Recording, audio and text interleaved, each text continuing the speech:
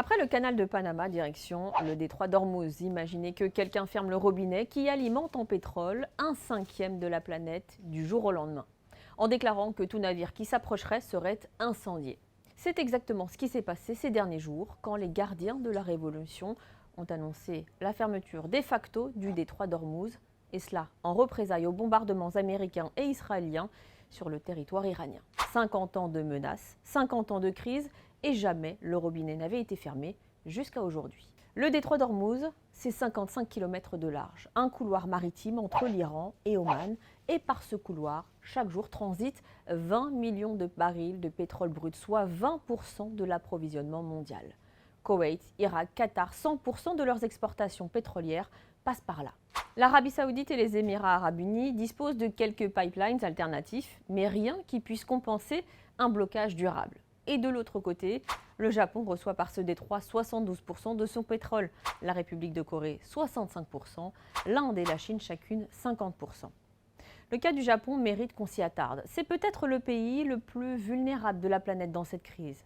Autosuffisance énergétique de 11% seulement, la plus faible du G7. Il importe 100% de son pétrole, 98% de son gaz et 72% de tout ça vient du Golfe. Chaque jour de blocus supplémentaire, c'est une économie entière qui tourne au ralenti et des réserves stratégiques qui s'amenuisent. Les routes alternatives existent, quelques pipelines, le Cap de Bonne-Espérance, mais elles ne peuvent absorber qu'une infime fraction des volumes. Le reste est bloqué.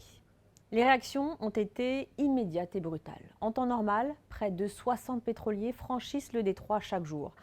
Depuis le début du blocus, ce chiffre est tombé à quasi zéro et 10 navires ont déjà été attaqués.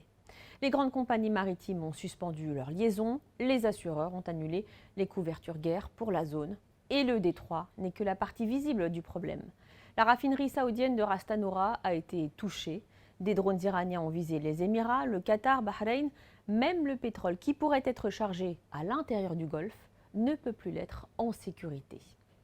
Alors qui paye le prix ? On pense aux grandes économies, mais les premières victimes sont souvent invisibles. Les monarchies du Golfe elles-mêmes importent la majorité de leur nourriture. Pakistan, Bangladesh, Sri Lanka dépendent du Golfe pour leur carburant et leurs engrais. Un blocus prolongé, c'est le spectre de pénuries alimentaires. Le ministère chinois des Affaires étrangères a été sans ambiguïté. Les frappes contre l'Iran violent le droit international. Le détroit est une voie de commerce mondiale. Sa sécurité est l'affaire de tous.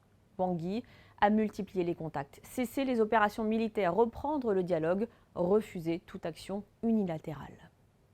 55 km, c'est tout ce qu'il faut pour paralyser l'économie mondiale. La vraie question n'est pas de savoir si le choc fait mal, il fait déjà mal.